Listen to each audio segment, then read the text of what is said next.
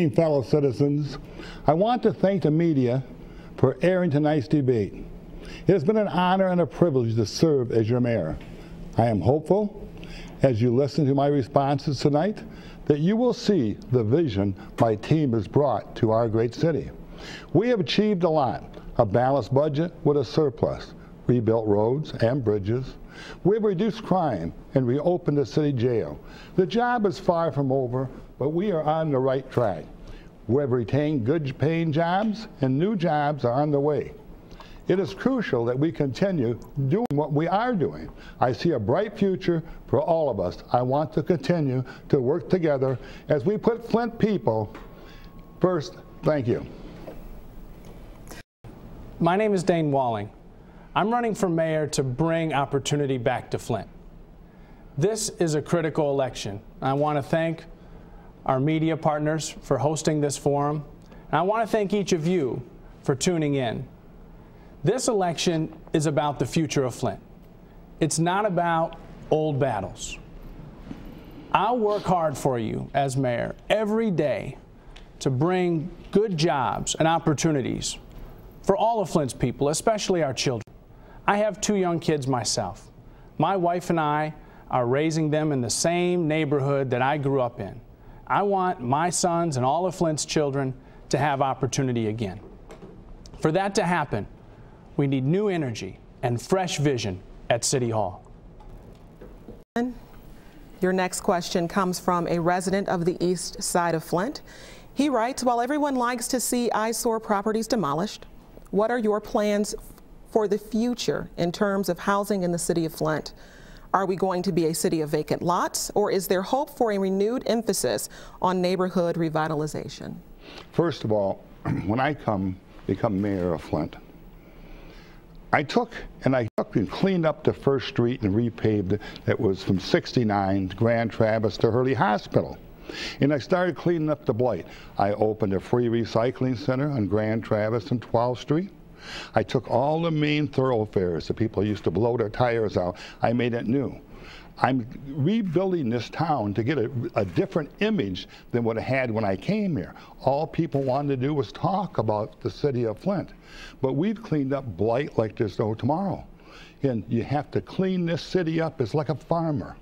He's out milking his cows. He's out driving his tractor.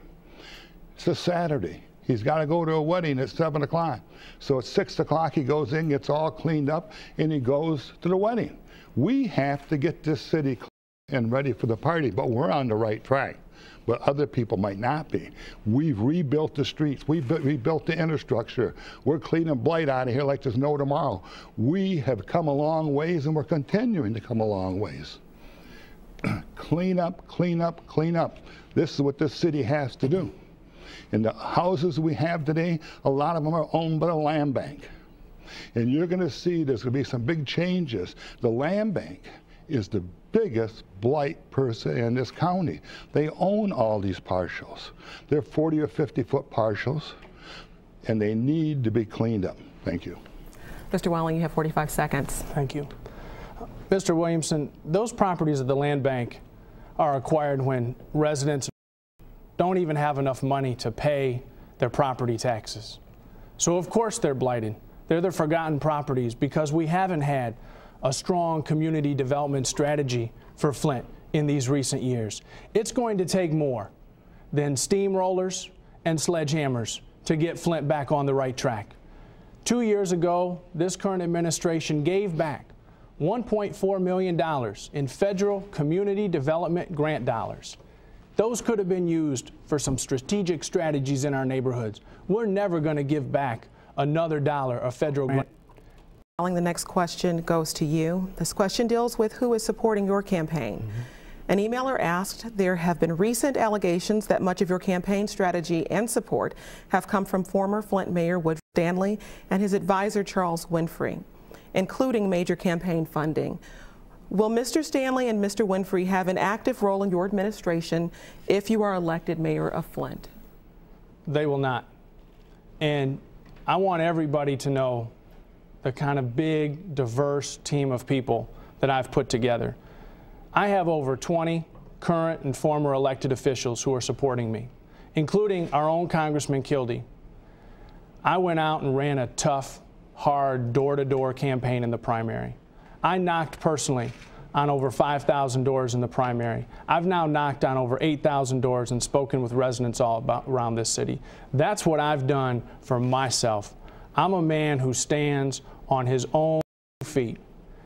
I take good advice where I can find it, but I'm always the one making the decision. These allegations, they just go back to what I've been saying all night. This is not about fighting old battles. This election is about the future of Flint. We've got a working majority of city council members ready to go to work with me. I have the majority of our state delegation ready to work with me, our county delegation. We have our Congressman Kildee, who actually got that money for those bridges so that Flint could have some new investments in and around downtown.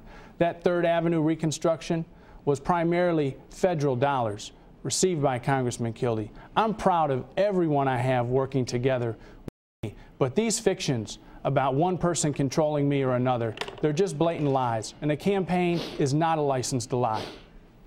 Mayor Williamson, you have 45 seconds. I'm glad that somebody else is proud of his team.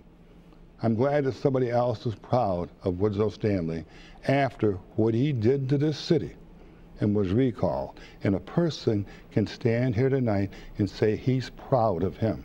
He's probably one of the few people. When Woodrow Stanley took office, he had $82 million in the general fund. $82 million. When he left, it was in shambles. In shambles.